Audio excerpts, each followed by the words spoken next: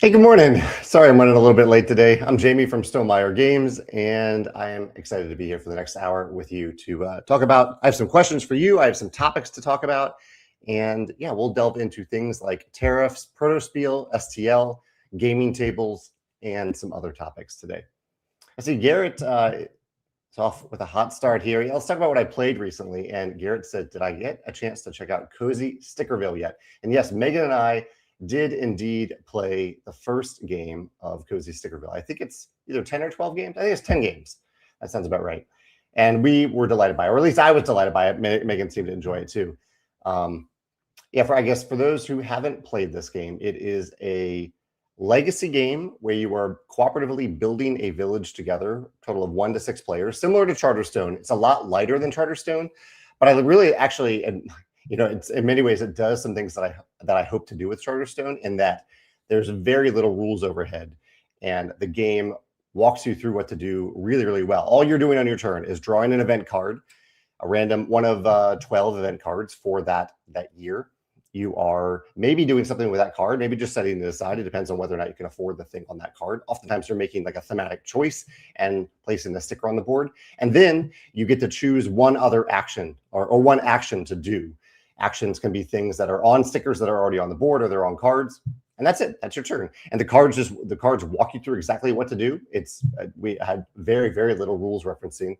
And yeah, Garrett, I really enjoyed the flow of the game, how easy it was to onboard into the game. That's something that I really, really appreciate about games.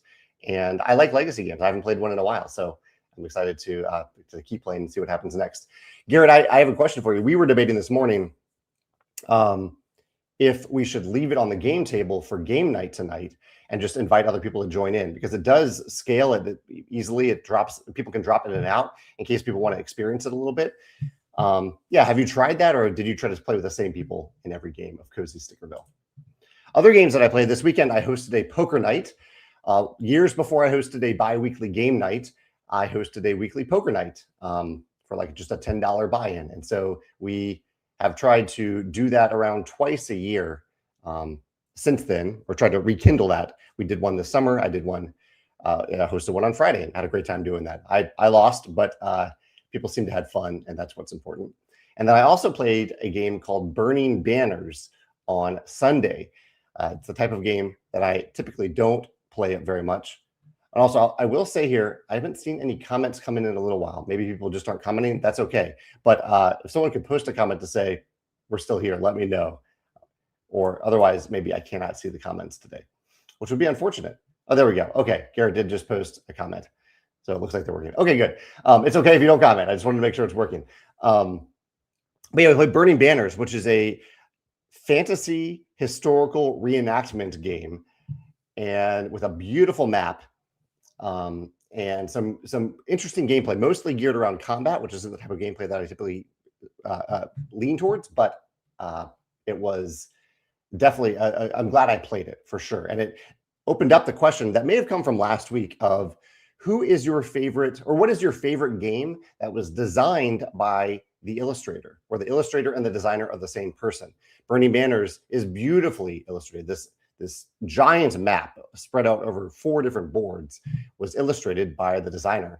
And I'm kind of amazed by that level of talent. So if you have a favorite game where the designer and the illustrator are the same person, let me know about that in the comments. So Garrett mentioned about Cozy Stickerville. He hasn't done drop in, drop out, but I think he says I think it would work really well to at least give someone a 1-game experience to see if they like it. Thankfully, it's very affordable if they want to pick it up. I agree. Yeah, I'm open to trying it. We'll see what Megan says, but I'm open to trying it tonight if someone's interested. Viking Kittens played Horloge, the Prague astronomical clock, at their local game cafe. Big teach, but everyone had a fantastic time. I'm glad you had fun with that. Yeah, that's one that I haven't played yet. Aaron says, finally got around to playing Bordeaux with his mom, or their mom, during the blizzard this weekend. Aaron says, maybe my favorite way to play viticulture now. That's awesome, Aaron. I'm glad you and your mom had a good time playing Bordeaux, and hopefully the blizzard isn't getting you, isn't suffering business at your local game store, Yeah, I've heard it. A lot of snow came down on the East Coast recently. None in St. Louis. I guess we had a few flakes over the weekend, but nothing that accumulated at all. Hey, Corey, thanks for popping in. Corey says they haven't been able to catch one of these live, but finally made it. Just wanted to extend a thanks for all your content. It's been super useful as I've started exploring game design. Oh, I really appreciate that, Corey. Yeah, I hope you're enjoying the long archive of videos that I've done over the last, I think, 8 or 9 years on the YouTube channel about game design and my favorite game mechanisms. Jeff says, after our game of the gang, I would love to play poker with you. Yeah, so I played virtual game night with Jeff and a few others. We played the gang on Board Game Arena recently, which kind of put me in the mindset for poker, but also can be a little deceptive because a really good hand in the gang might be a pair, whereas typically you wouldn't just play a pair unless you're bluffing in a game of poker. But Jeff, yeah, I think it would be fun to do that. Anthony says, what's the chocolate of the day? What is my chocolate of the day? I have a few good options. Megan has recently purchased some Hotel Chocolat chocolate that I've really enjoyed. I have that actually on I have it on the other screen here. The stuff we love. I had it over here on our website. Hotel Chocolat. It is mostly a drinking chocolate, but they also make chocolate pieces. I think they do all sorts of things chocolate, and so I'm really enjoying eating through a box of that with Megan right now. Carol mentioned some of her favorite games that were illustrated by the same designer, Dice Throne and Sleeping Gods, with Manny Tremblay and Ryan Lockett. I think those are on my list too. I want to see if they are right now. Let's see if Manny is on there. Yeah, Manny is on there. I had forgotten that Manny designed Dice Throne, so I'll make a note of that. I love Dice Throne. I know that he's come out with other games since then.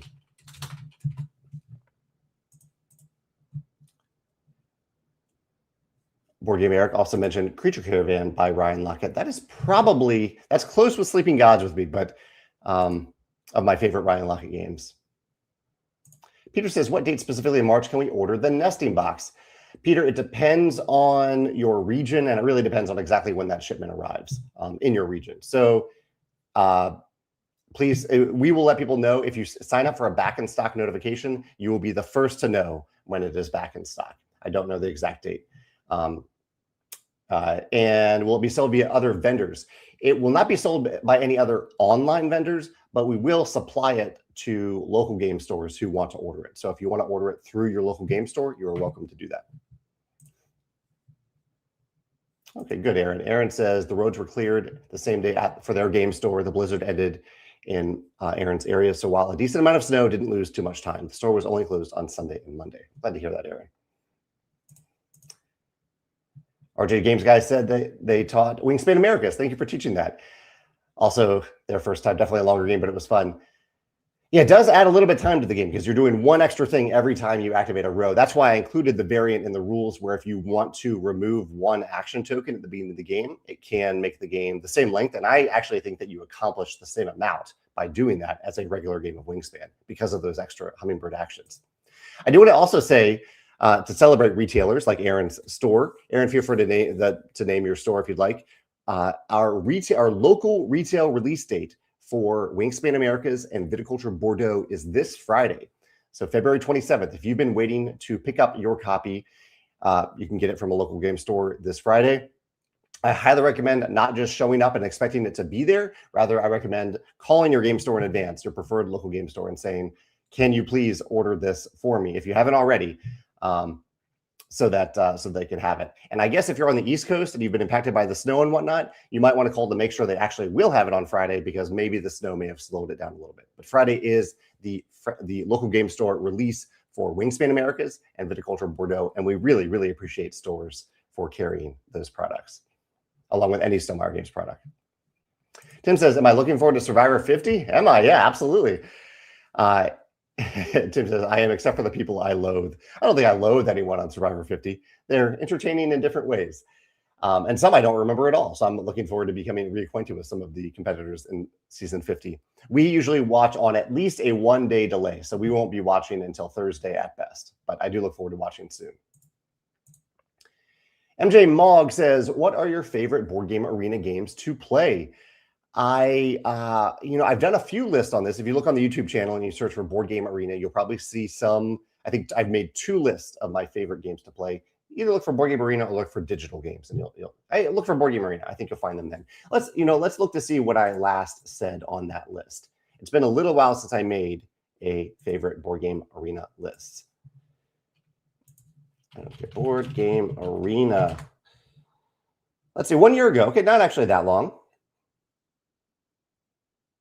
Top games that I mentioned. There's going to be a little bit of a spoiler here, but the top 3 I mentioned, and so these are games. So I limited this list to games that I primarily play on Board Game Arena, that I would prefer to play on Board Game Arena than on the actual tabletop. Or maybe I don't see myself picking up a copy, but I will always gladly play them on Board Game Arena. The top 5 I had at this time 1 year ago were Draftosaurus, The Veil of Eternity, Can't Stop, Seven Wonders, and Century.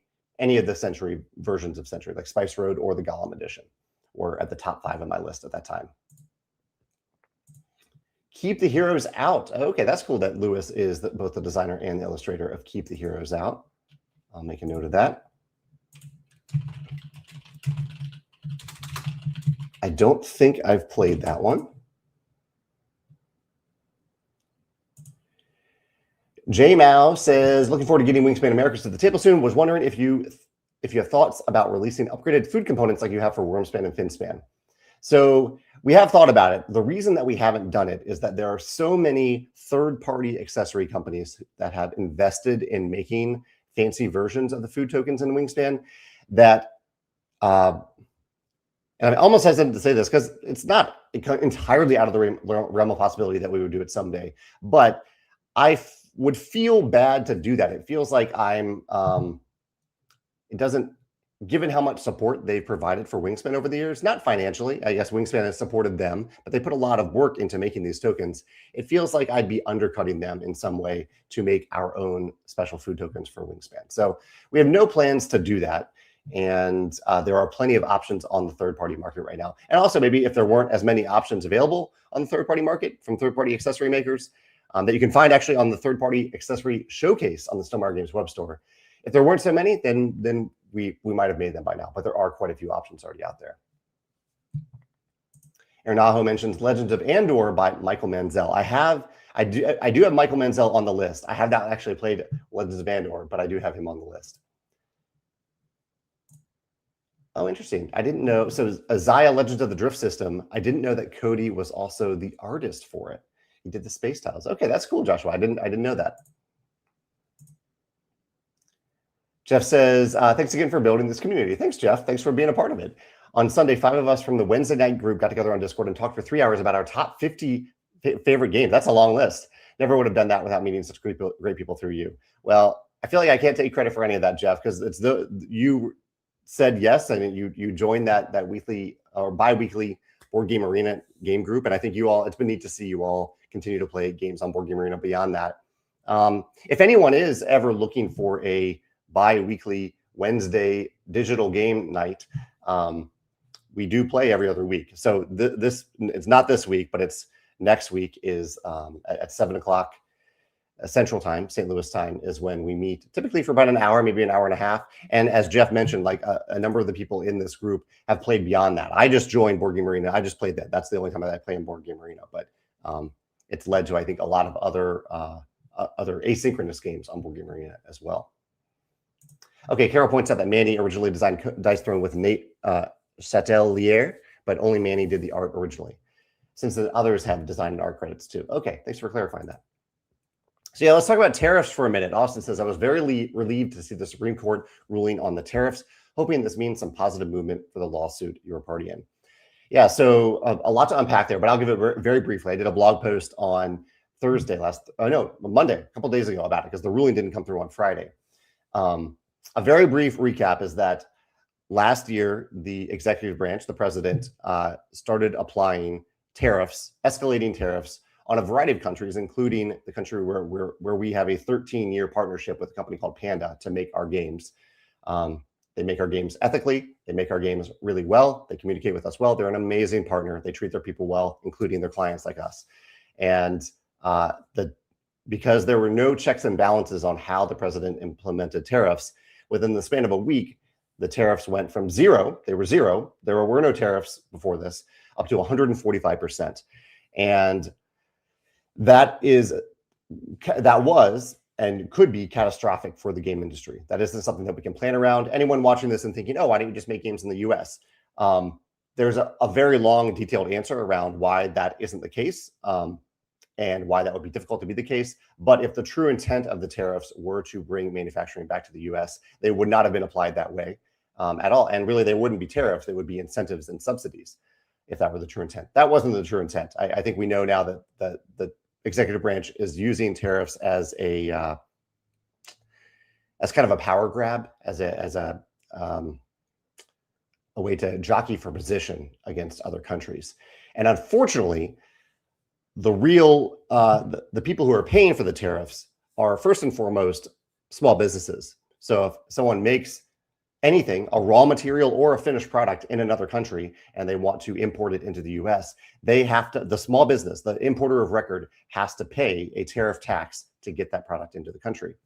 And that's why tariffs are a big deal. That's why tariffs are taxes. And so taxes are levied by Congress, by US law.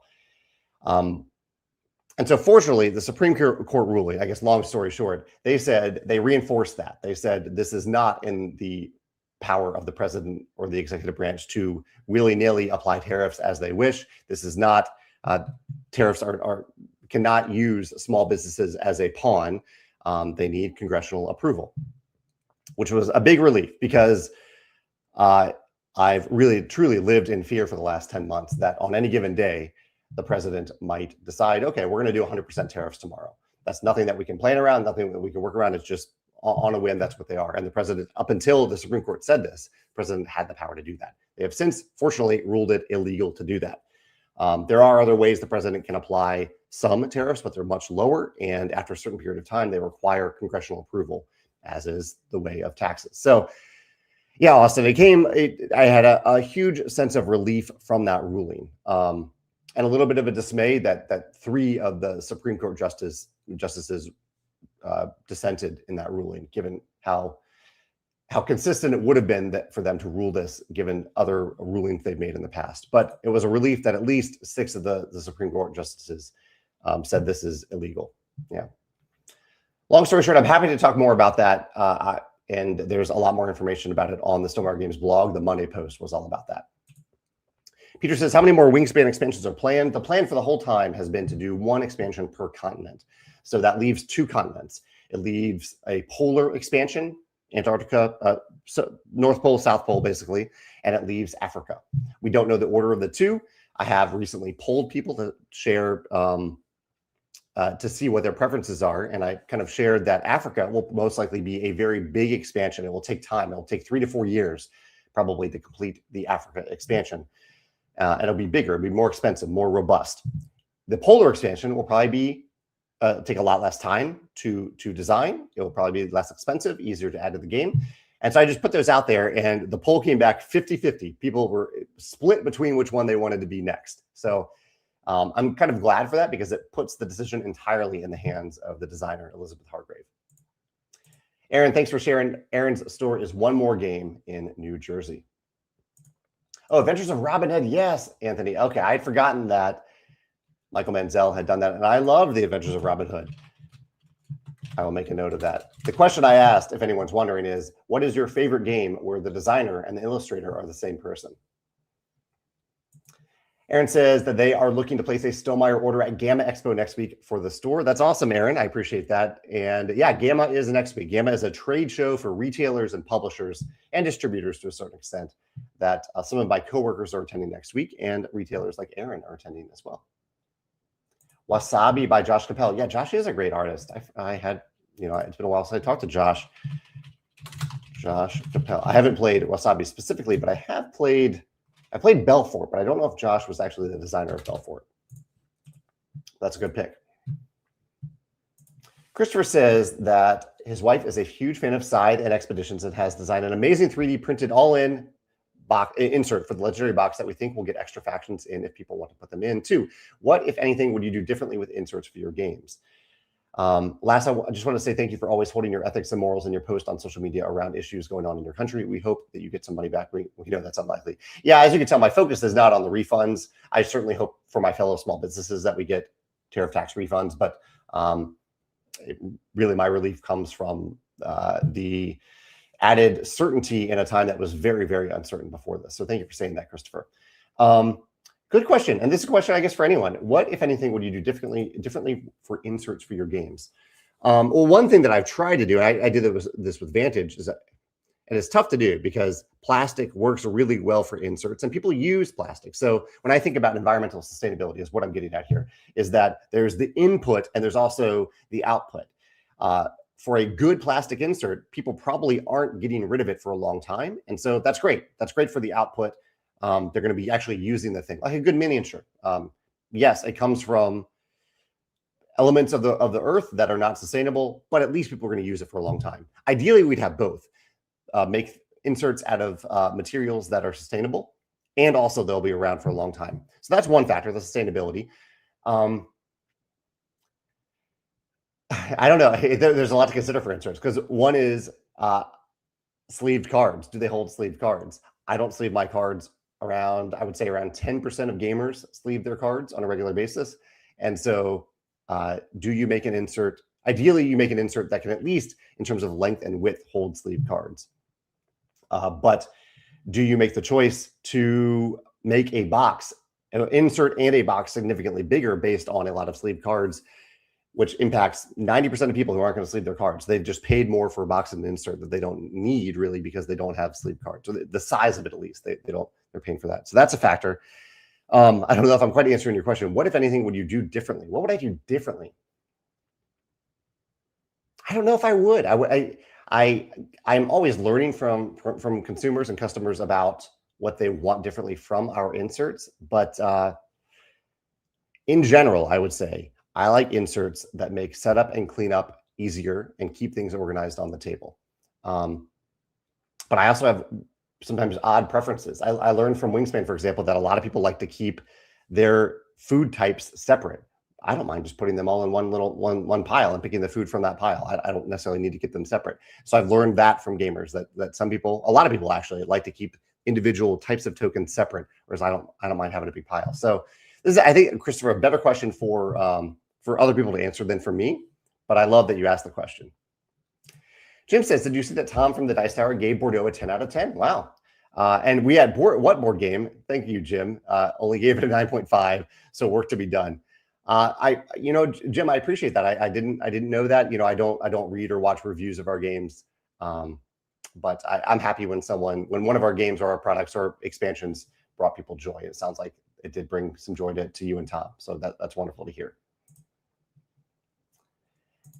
Andrea says, any more specificity on the release dates for the Finspan expansion and the 30-minute Wingspan game? It's, Andrea, I would love to have that level of specificity, but the release date depends on the launch date, and the launch date depends on how freight shipping goes, and the freight shipping depends on how production wraps up.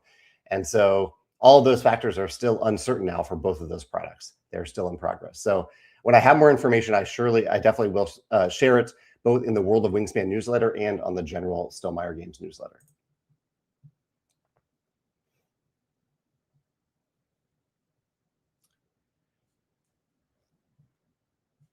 Yeah, this is so Garrett says, this is about the Supreme Court. He says that one of the justices says Kavanaugh in his dissent, saying in part that figuring out refunds will be a mess. Because it will be difficult is a pretty sorry excuse not to do the right thing and to do the legal thing. I agree. Yeah, that was very odd. Like, I know it's a very different thing, but it's like saying that cleaning up a messy crime scene, a messy homicide scene will be a mess. And so, why isn't homicide legal, right? And similarly, one of the other justices, Alito, I think, said that their dissent was in regards to the fact that tariffs can be applied in other ways too. So he was essentially saying, yes, I agree that this is illegal, but there are other legal forms for the tariffs to be implemented. And so I dissent to this. So again, he was saying, I don't know, it's just odd to say that I agree that this is illegal, and yet I dissent because there are other ways to get around this. There are other loopholes. Yeah, it's bewildering. I totally get that people have different political parties around the world, right? We all have different belief systems. We all have opinions. And I think it will be fairly normal in the future. It is a normal thing for people to have different political viewpoints and parties that they associate with. I would love for the justice system in the US and around the world to truly be as unbiased and impartial to those political parties as possible. If anyone in the country is unbiased and impartial, it should be the Supreme Court or whatever equivalent of that is in your country. So that to me has been really disheartening to see consistently, unfortunately. Peter says, for the 2 remaining Wingspan expansions you just mentioned, will they fit in the nesting box? The nesting box is indeed designed to be big enough to hold all Wingspan stuff ever made in all 3 layers. You got to use all 3 layers. It is a very modular box for that purpose. Romain says, the one thing I wish the Scythe Legendary box had come with is an insert. And Romain, it's a good point. I've wondered the same thing at times too. Like at the time, I definitely did not have the, my main concern at the time was a lot of people already have special Scythe inserts, and B, and I've kind of learned this since with the wine crate, that what I believe is the best insert, even gathering feedback from a lot of other people, what I believe is the best insert is quite potentially different than what other people believe is the best insert for their game. So I actually don't know if I regret it, because there are really good third-party solutions. People can pick the insert they want. I guess we could have included one and people could have decided whether or not they wanted to actually use it or keep it. But I don't want to waste a lot of materials and increase the cost for everyone as a result of something that a lot of people don't end up using. Oh, David says that he's also playing Cozy Stickerville with younger kids, ages 5 and 8, who love it. You can definitely rotate a few folks in. We also just played fully cooperatively and basically removed turns. Oh, that's it. Yeah, we're essentially playing that way too, but the active player is the one who ultimately gets to make the decision. I think that is helpful for the game at the very least.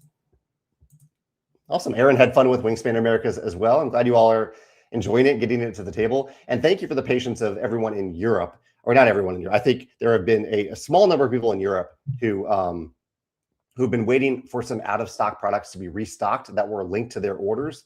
And they arrived yesterday. So there's like the viticulture meta coins, things like that. So if you've been waiting in Europe for a specific component, and you should have gotten an update about that, we emailed everyone a couple times.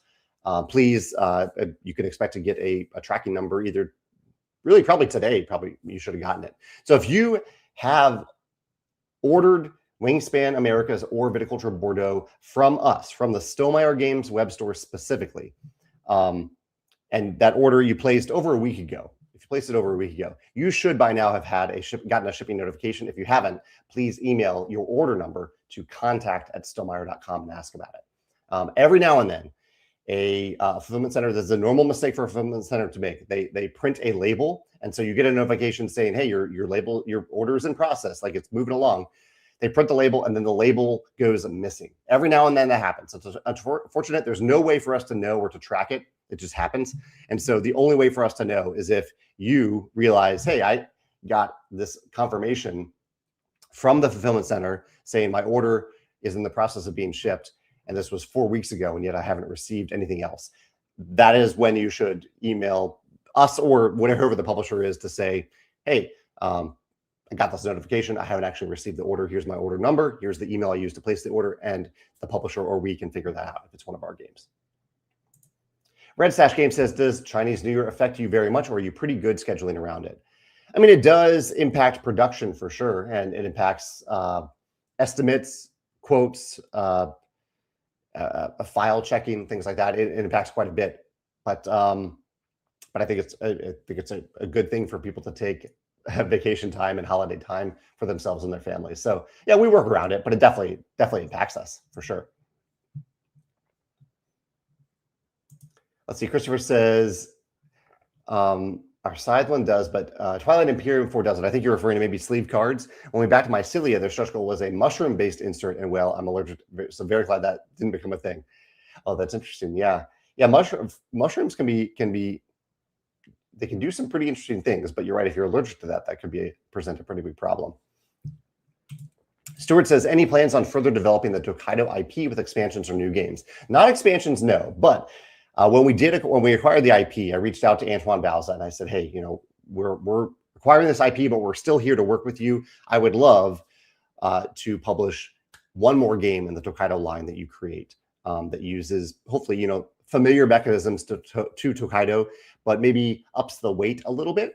And the news I have from Antoine is that he continues to poke away at it. I don't think he has a lot of time to work on it right now, but it is something that he is slowly working on. So I think at some point, maybe many years down the road, that will be a thing. Another Tokaido brand game.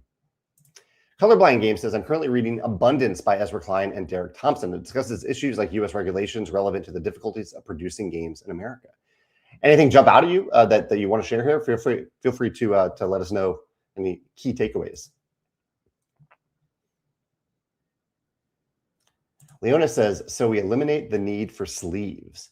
I'm not sure what the question is, but I can say that the type of cards that we make at Stonemaier Games are almost always, whenever we have games that have shuffling, they're almost always linen embossed cards that are 310 GSM with a fancy card stock.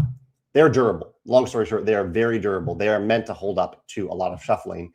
And over time, if you scratch a card, if you tear a card as a result of not sleeving it, we can replace that card. I still understand. I completely understand this, especially for deck building games, that people sleeve their cards. So I'm not saying, I'm not ignoring sleevers. I am acknowledging that a lot of people spend their hard-earned money on games and want to protect them. I'm just saying, from Stonemaier Games, we try to do that up front for you so that you don't have to sleeve your cards if you don't want to. Beta Wise says, is there a game or property that if they announce expansions or new content, you would buy no matter what? I'm a pretty discerning gamer. There are certainly designers and brands and games that I will look into every time something new related to it is released. But it's pretty rare that I have a completely blind buy. One I would put probably pretty close to that realm. And I'll give two examples either way, and both have to do with IPs. I'm looking over at my shelf. Two of my favorite games of all time are Lord of the Rings, Duel for Middle-earth, and Star Wars, the deck building game. Love both those games. Star Wars, the deck building game, I have bought everything that has come out for that game. Sight unseen, really barely doing any research about it. Lord of the Rings, the Duel for Middle-earth came out with a mini expansion, like a promo pack almost, last year. I haven't bought it. Nothing against it. I love the game, but I think for that game, I still feel like there's so much for me to get out of the core game without adding more complexity or more stuff that I haven't felt the need to do it. So that is the type of discernment that I go through when I hear new stuff, even about a game that I love or a designer that I love. Jeremy has an example of some good non-plastic inserts. Yeah.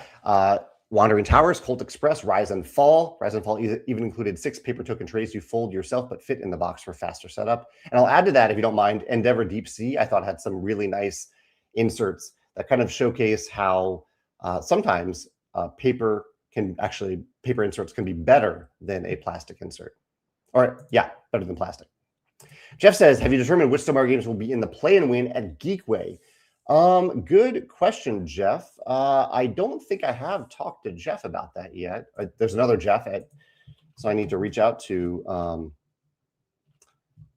other Jeff at Geekway to figure out what games they want. But I will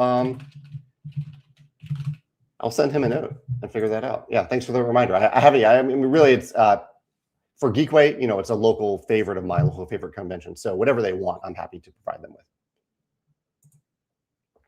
Jason says, what are your initial impressions of Tapestry Digital? Jason, did you see the video on it a few weeks ago? Check out the YouTube channel, Stonemaier Games YouTube channel, for a video that shows me talking through a playthrough. I wasn't actually playing, but I was there. I was witnessing. I was talking through it. I thought it looked brilliant. I primarily play digital games. In the rare occasions that I play them on Steam on my desktop. So Steam on my PC is all I need. But but I am hoping it will be successful enough that they put it on other platforms as well. And I think they're programming it in Unity, which I've heard is pretty easy to port over to other platforms as well. Stuart says, and actually, Stuart, let me pause 1 second and talk about 2 other topics, then I'll get to Stuart's question. So Protospiel, I mentioned this in the comments here. Protospiel STL was this weekend. It was organized by Tyson, who's also connected to, I believe, Miniature Market.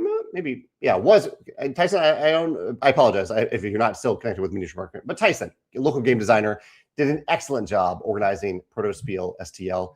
And I attended on Saturday just as a publisher to playtest games. And so I playtested 4 different games that other designers were putting on the table, and I really appreciate all the creativity and really vulnerability that designers put into those games and putting their games on the table in front of strangers at Protospiel. I think that takes a lot of courage, and I really admire that. I did play one game that I truly love. Like, I had an absolute blast playing this game, so much that I asked for a prototype to play with my team to see if it's something that we might be interested in playtesting. So we'll see if that is the case in the future. It depends on a number of different factors, but I really, really had fun with this game. The other topic is gaming tables. I am thinking about, so I have a pretty solid, good gaming table. I'm thinking about getting a bigger gaming table, either a hex-shaped gaming table or a big 8-person gaming table. And I'm curious if any of you have ever saved up and invested in, I don't know, what I would say is a fairly expensive, a few $1,000s invested in a really nice gaming table. And if you were happy with that investment, what table did you choose, if you don't mind sharing? Or even if you haven't done that, but you hope to save up someday to buy a really fancy gaming table, which one would you choose, or which elements would you want in that table? There's a lot of choices out there for these custom tables, like, the type of wood. Do you want LED lights in it? Do you want table toppers? What shape do you want? How do you want the legs structured under the table? A lot of choices like that. So I'm going through all that right now to figure out what is actually important to me and what would work best in my home. So yeah, that's my other question of the day today. Stuart says, have you ever reached a late stage of development for a game expansion and realized that just isn't working? If so, did you scrap it or pivot? Any tips on making big changes to something you've invested lots of time and effort in? Stuart, if that's where you are right now, my heart goes out to you, because it is tough to be at that point, to realize that late in the process that a game just isn't working the way that you hoped, whether that's your impression or the feedback that you've gotten from playtesters. And I have been there. I know I was there actually for the original version of Origin Story. It was designed by some other people. And it never really clicked. It was fine. It was functional, but I wouldn't say it was really drawing players in. They weren't asking to play again. And I'm glad I already had all the art at that point. So it was really tough to set that aside and be like, okay, I love this idea, just didn't work out this time. But I'm kind of glad I set it aside for a while, because then I was able to come back to it years later with my friend Pete and make it work. Kind of similar to Red Rising too. Red Rising wasn't working for a long time. And then I had a good chat with my coworker, Alex, before he was my coworker. And we were like, oh, wait, yeah, we can probably learn from this system in Fantasy Realms and make it something new in Red Rising. I'm trying to think of any games that like that currently that we have. I wouldn't say there are any others. I mean, there's one actually that is in late stage development right now that I'm kind of like, I want it to be great. And right now I would say it's very good.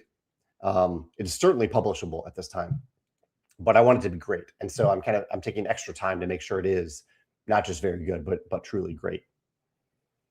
Any tips on making big changes to something? I don't know if I have a specific tip other than I think it can be really healthy to set something aside for a while. Yeah, I think that I found that to be really helpful. Dan says, I've been able to get Vantage to the table a few times, and I remain in awe of the scale. Thanks, Dan. Yeah. Can you share with us one way you manage the creative process of how you design something with that many interconnecting threads?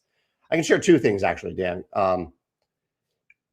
One way I organized it was in Google Sheets. Google Sheets are really crucial for that. Although actually for a long time, I had all of the cards or many of the cards on big InDesign documents, because I wanted to be able to look at a location and not just design the actions for that location, but also design them in relation to the adjacent locations or the surrounding locations. And so I needed to be able to see them, or it was easier for me to see them all in one place. So InDesign and Google Sheets were really, really instrumental for that. The other thing, though, is given the scale, as you can tell, it's a very, very big game, very, very big world. I had to, I am someone who is, I'm a very impatient person. It's something I've been learning to manage and learning how I, not very well actually, but I'm learning about impatience. And you cannot design a game the size of Vantage. It is very difficult as an impatient person to design a game of that scale, because on any given day, I can't say, okay, I want to add this mechanism to it and be finished with it. On any given day, I can't even say, I'm going to finish anything about all the cards in the game in any way. So I had to give myself permission day by day to just make a little bit of progress, even if it was designing one location on a given day or transferring some text from that giant InDesign document over to a Google Sheet. Even if I just made some progress on any given day, because I was also running Stonemaier Games, that was enough, and to be okay with that. So yeah, if anyone else ever designs a game of that scale, or if I ever do in the future as well, just making a little bit of forward progress every day really helped me believe that it would be finished someday and that it would be worth playing someday. Yeah.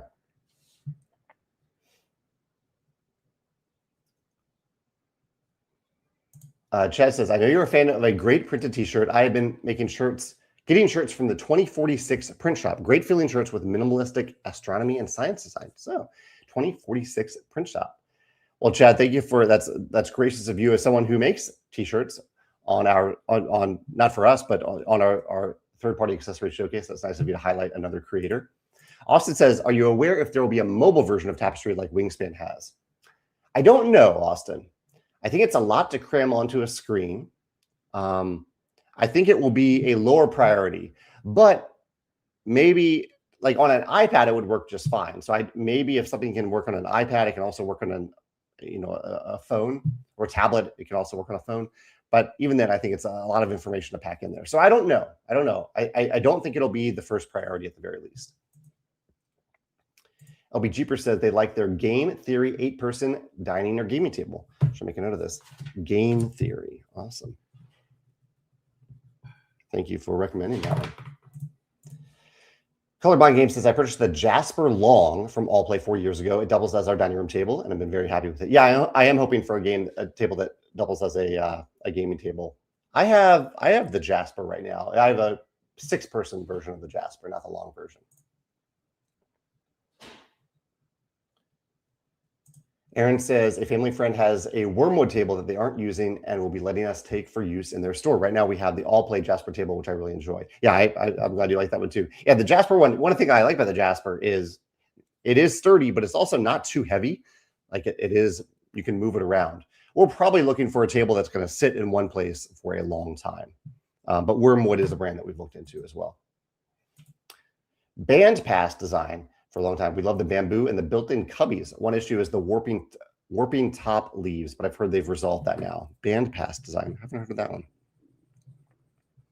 One thing that I've noticed, so I love the idea of keeping a campaign game under the table, like having these leaves that you can pull up and play on them. But I have noticed with my Jasper table, 98% of the time we play with the leaves on the table. So just a flat wood surface on top of the table. So I am wondering if I'm trying to acknowledge that I probably overvalue the idea that you're picking up these things off the table. So I actually don't know if that's as important as I once thought it was, opposed to just having a really nice big table that's nice for playing games on and also eating on. So, yeah.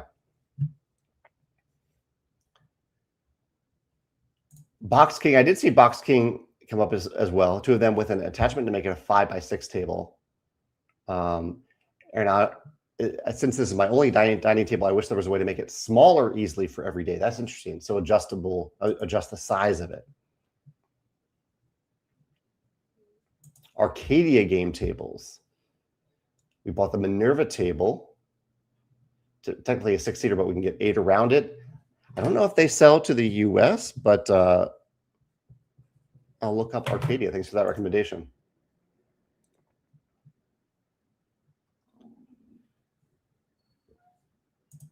Team Evil Games says, either I missed you at Protospiel this weekend or you have a twin out there. Would love to get a ticket for Stonemaier Games Design Days. They're going to go on sale soon, so make sure you're on the back end stock list. But yeah, I was there. I was there mostly on the right as you walk in. I was on the right side of game night for most of the 4 to 5 hours that I was there. It was there for about 5 hours on Saturday. I was only there on Saturday, but I hope you had a good time there if you were there. Charles mentions Wormwood as well. A cherry one, nice. Yeah, I have looked at their table. Wormwood makes some really beautiful tables. Thanks, Dan, for echoing that. Make at least some progress on any given day is such a great takeaway. A growth mindset, if I've ever heard one. Yeah. And I guess I think that applies to any big project, right? Try to find ways to break it down into smaller chunks and chip away at it day by day. Just little increments of progress can add up to something big in the end. Yeah. Dan says, I encounter so many designers who are paralyzed because they can't finish or get more done. Yeah, it's tough. I mean, it's because it's so satisfying to finish something, but to finish something, you have to take all those little steps along the way. That's true. Team Evil says that if you're playing lots of dice games, you value the walls of the game. I do play games with dice, but I would say I more often play games that don't have dice in them. Yeah. Zachary's getting a modular Wormwood gaming table for a little over a year now, or he's had one for a little over a year and absolutely loved it. It's very sturdy, but a bit heavy if needing to move it a lot. That's good to know. Yeah, this table is not one that we anticipate moving a lot. A modular Wormwood table. And Dan says, is it important to keep the cat away from a game setup game? That's true.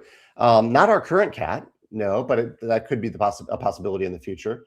Dan has a legion of cats who go for it. That is a good thing to keep in mind. I hadn't thought about that. Dream table is a band pass table. Yeah, I had noted that one. The band pass, people were saying that. GS1 says, I don't think people really get the scope of Vantage. It's crazy. That's true. Yeah, you kind of have to play it maybe a few times to realize just how much is in there. I heard the other day, someone, it might have been you, mentioned that they had played their 60th game or their 70th game, and they still had a few dozen locations that they had never even seen, which is kind of remarkable that they haven't even seen those locations yet after playing that many times. But yeah. Ashley also says that she has a band pass table and love it. That's great. Yeah, band pass actually didn't come up in my search last night when I was looking around, so I'll have to dig into what a band pass table is. And I've heard people mention Wormwood a few times and all plays tables as well a few times. Devil's Treasure has a productivity hack to make a to-do list with the incremental progress. Then you get that boost of completing something while progressing towards the larger goal. I do that. Yeah, I like this a lot. I have a big, long Google sheet that I use for this purpose. And I often will write down on a daily basis, I'll just write down a little goal that I want to do for that day. And I sometimes don't always do that all that well, but if I'm remembering to do it, I just write down a little goal on my daily sticky note. And that way, you're right, it is satisfying to be able to cross off that thing. Even if it's just like design one location, check that off, or design one card. Like that is, I think the reminder to me that really helped was doing one thing, designing that one card was more than doing nothing. And if I did nothing multiple days in a row, then I'm really not making any progress. But if at least I'm doing one thing, then I am making progress towards the final goal. And yeah, there are days where I would do a lot more than that. That's very satisfying too. But I could sleep well at night knowing that I had done something, much more knowing that I had done something than that I had done nothing. Joshua says, if I remember right, many of the Bandpass design team came from the old Geek Chic team that was dissolved. Oh, okay. That makes sense. Garrett says momentum is an amazing motivator. So definitely agree, doing your best to at least accomplish something. Yeah, that's how momentum is created, right? By doing a little bit every day. What are the other topics that I meant to cover today? We talked about Cozy Stickerville, poker, the retail release. Oh yeah, I did. I watched two really, really good movies over the weekend. Both I highly recommend. We watched really both. I gave 5 out of 5 stars. I would. If I had a different rating system, I might give one slightly a higher score than the other. But we watched Predator Badlands. And I love what the recent director of Predator movies has done with that series. This is the same director, I believe, as Prey, which had Native Americans or indigenous people of America hunting a predator or being hunted by a predator and ultimately hunting the predator. That was an incredible movie. And then this new movie, Predator Badlands, which has the main character is a predator hunting, trying to like earn their place in their predator family, hunting on a very, very dangerous planet, and encountering a kind of I forget the term for it. It's like a hybrid, a cyborg from the Alien universe, encountering them along the way and having kind of a partnership, a team up in the movie. Really, really good, entertaining. It's a movie that I kind of wish I'd seen it on the big screen. I think some of you told me I should have seen it on the big screen, but I did enjoy seeing it at home too. So Predator Badlands. And then the movie that truly surprised me was a movie called Relay. The movie came out, I think, in late 2024. It has stars Lily James and Riz Ahmed, I believe is his name. And it's basically a movie about an intermediary between two parties, when there are two parties where one party has some information that they shouldn't have of the other parties, and they need to resolve that. It's a movie about the person in the middle, the middleman, the intermediary, and how they deal with that. And I don't want to say more than that, because the whole movie unravels in a way that is, or it reveals itself in such a way that is really satisfying as you learn about this process. It's not a documentary. This is a fictional, very entertaining movie called Relay. I highly recommend it.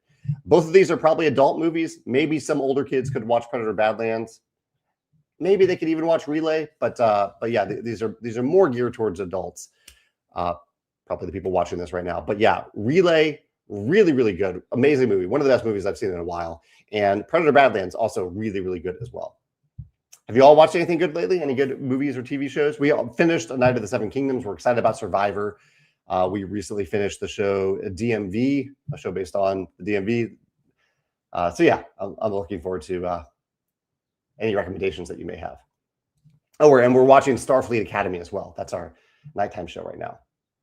Oh, Greg says, speaking of Play and Win, thank you for your annual support of Token Con. This year's Stonemaier Games include Euphoria, Origin Story, Tokaido Duo, and Vantage. Thank you, Greg. Yeah, hopefully we'll get to play a game at Geekway again this year, like Cosmo Octopus last year. But yeah, I hope the convention and Token Con goes well. And Arenado points out that some discs are back in stock, and hopefully you got a back in stock notification. Synthetic. Thank you, Chad, for clarifying that. Here's another table, the Ratskeller's Sunny Geeks table. We love the versatility and adaptability of it. It's not readily available for purchase, though. I think they might put it on their site after the current Kickstarter. Yeah, I think that's why I kind of stayed away from them for now, because I think they were working on fulfilling a very big Kickstarter.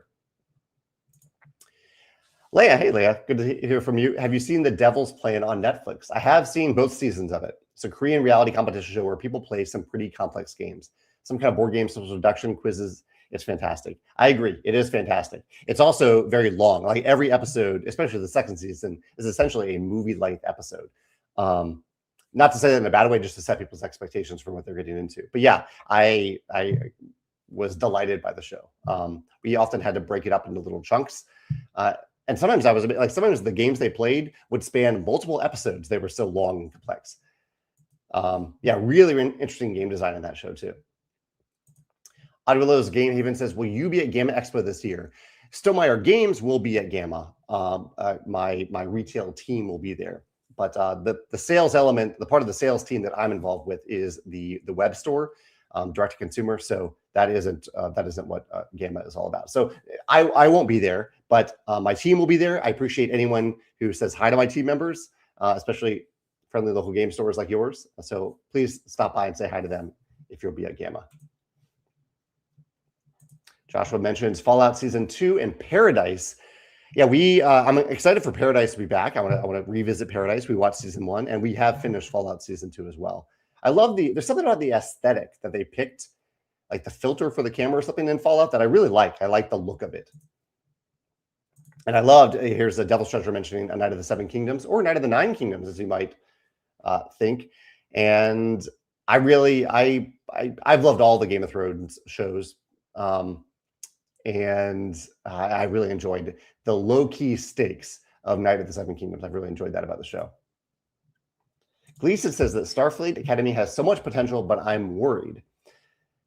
I'm enjoying it so far. I don't know if it's reached its full potential yet, but I enjoy it. What worries you about it? Let me know more about that. And Tony says that he watched Bugonia recently, thought it was well done. Yeah, that is an interesting director, very stylistic director who made Bugonia, who's worked with, who's the actress who's worked with them a few times. Forgetting her name. But yeah, I haven't watched that one. I'm glad you enjoyed it. Leia says that she is in the middle of season 2 of The Devil's Plan. The rule teaching takes so long sometimes. Yeah, the rules are not like the rules you see in most game shows where it's like 2 instructions from the host. Oftentimes they're very, very long. Culinary Class Wars. I haven't seen that one. Some episodes were so long, but still amazing. I guess it's a Korean style of editing. Yeah, maybe that is. Maybe they have more patience, I guess, for long rules teaches. Eric is honoring the late Catherine O'Hara by watching Schitt's Creek again. Delightful show. Emma Stone, thank you, Grayson, for remembering her name, and Daryl as well. Austin says, thank you for the live cast. You all have a great day. I wish the same for you, Austin.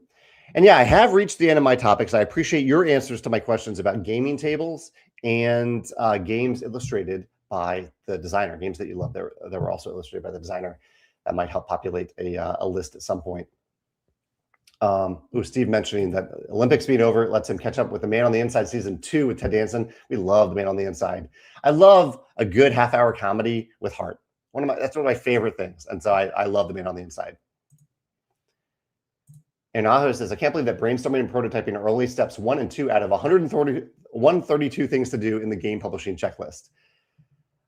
Yeah, and those are obviously much longer steps. Really, my game publishing checklist, it starts when the game design is complete and the game design development are complete.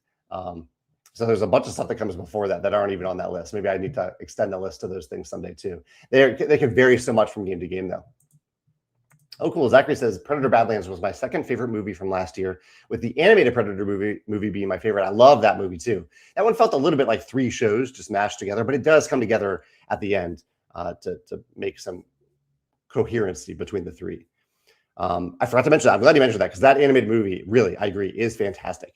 It is awesome that a franchise I watched when I was young is still getting films. And I would say, in some ways, getting better than it was when we watched those as a kid. So Gleason clarifies, Starfleet Academy is pushing character development above sci-fi. I think Trek was always successful when they told a good story that included incremental character development along the way. That's interesting. Yeah, that's a good point. I'm curious to see how they keep that balance between the two. I can see that point about what the essence of what makes a Star Trek show or movie a Star Trek show or movie. Starfleet Academy, send more problems and puzzles and even ethics and what it means to be Starfleet and a little less romance. Oh, that's interesting. I don't mind the romance. I like a little. I like that part for sure, and I like to see character growth as well. But I'm happy for more problems and puzzles and interesting ethical questions and things like that. I actually think Orville does that really, really well as well. Yeah. I think that wraps us up for today. Thank you all for sharing your thoughts on a variety of topics. I always love hearing about that. Here's one more question I see coming in at the end. Team Evil says, how often do you go live? Is it on a certain schedule? Yes, it's every Wednesday at the same time. Yeah, I'm live every Wednesday. It's at least current St. Louis time, 10 a.m. to 11 a.m. St. Louis time every Wednesday, unless I'm traveling or something like that. But it happens almost every week at the same time. Yeah, so yeah, there's no schedule beyond that, just every Wednesday at 10 a.m. My time. Feel free to pop in. Kandar also says that Dylan from Charming Game Collective has started illustrating some of their own games. The art is adorable. Dylan from Charming Game Collective. What games do they make? I'll look that up after I get off here. But yeah, thank you all for hanging out here. I really appreciate it. I hope you have a great week. I hope you treat yourself to something today. And I will see you next Wednesday, same time. Take care. Bye.